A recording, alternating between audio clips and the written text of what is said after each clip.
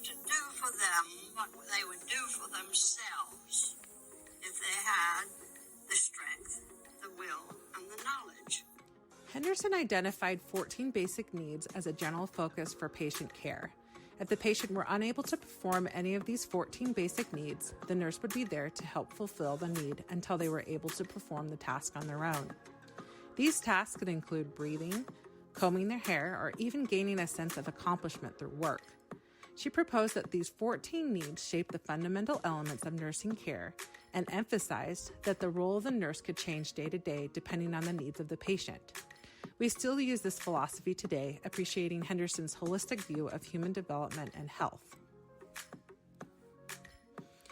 Orum's theory starts off with a basic assumption that people want to be in control of their own lives. In congruence with this assumption, Orum developed 3 interrelated theories: theory of self-care, theory of self-care deficient, and theory of nursing system. Her model focuses on the self-care capabilities of the patient and the process of developing nursing interventions to meet the patient's self-care deficiencies. Under her model, there are 3 steps. First, diagnostic, or configuring a patient's baseline of self-care and potential self-care deficiencies. Second, prescriptive, where the nurse confirms with the patient her assessment of their needs, and together they determine methods, actions, and priorities. And last one is regulatory, where the nurse designs and implements the system of care. Both Orum and Henderson investigated the deficiencies of the patient and identified the nurse's role as fulfilling that deficiency until the patient can maintain care on their own.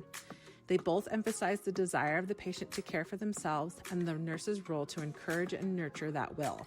That way, the patient can take over self-care as soon as possible.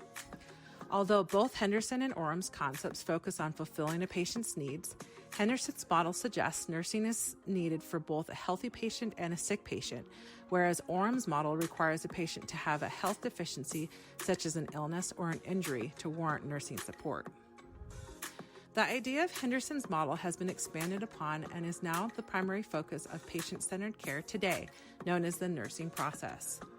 Like Henderson's model, the nursing process is a systematic guide to patient care used to safeguard the levels of care a patient receives, including 5 steps: assessment, diagnosis, planning, implementation, and evaluation. Although Henderson's model only included 3 steps, the same concepts that Henderson revealed are seen throughout the nursing process, including establishing a relationship with the patient and prioritizing care.